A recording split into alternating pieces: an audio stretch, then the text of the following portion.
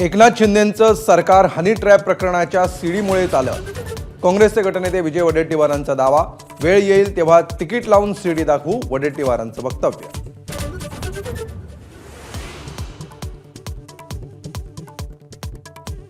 राष्ट्रवादीच्या विलीनीकरणासाठी भाजपला विचारावं लागेल. राष्ट्रवादीचे प्रदेशाध्यक्ष सुनील तटकरेंचं वक्तव्य. मात्र राष्ट्रवादीच्या 2 गटांच्या विलीनीकरणाची चर्चा सुरू नसल्याचाही खुलासा.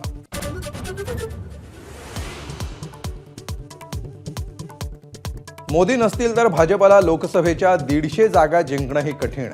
भाजप खासदार निशिकांत दुबेंचं वक्तव्य. मोदींची भाजपला नाही तर भाजपला मोदींची गरज, असं हे स्पष्टीकरण.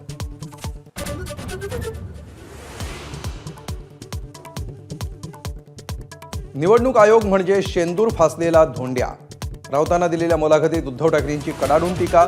कोणत्याही धोंड्याला शिवसेना नाव देण्याचा आयोगाला अधिकार नसल्याचा युक्तिवाद.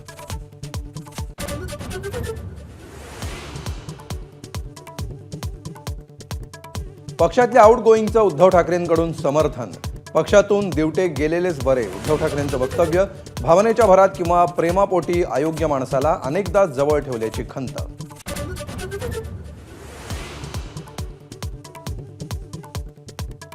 मनसे अध्यक्ष राज ठाकरेंविरोधात मुंबई हायकोर्टात याचिका दाखल. राज यांच्या विरोधात गुन्हा दाखल करण्याची याचिकेतून मागणी. भाषेच्या मुद्द्यावरून अमराठी लोकांवर होणाऱ्या हल्ल्यांसाठी जबाबदार असल्याचा आरोप.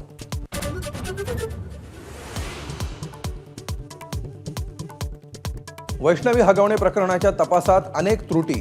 विधिमंडळाच्या महिला बालक हक्क कल्याण समितीचा अहवाल. तर आयपीएस जालिंदर सुपेकरांचा सहभाग आढळल्यास निलंबित करून सहआरोपी करण्याचं अहवालात नमूद.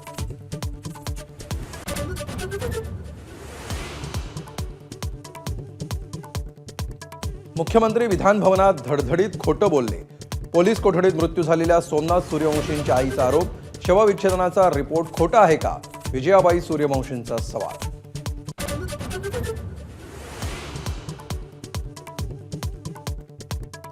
भूत उतरवणाऱ्या छत्रपती संभाजीनगरमधील भोंदूबाबाचा माझाकडून भांडाफोड. काठीनं चोप आणि लघुशंका प्यायला लावणाऱ्या भोंदूबाबाचा कारनामा उघड. पण तक्रारीनंतर भोंदूबाबा पसार होईपर्यंत पोलीस पोहोचलेच नाही.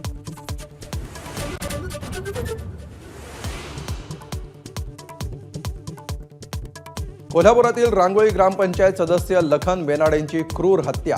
अपहरण करून बेनाडे यांचे हातपाय आणि शीर धडावेगळं. वारंवार पोलीस तक्रार करून त्रास दिल्याच्या रागातून 4 जणांचं कृत्य.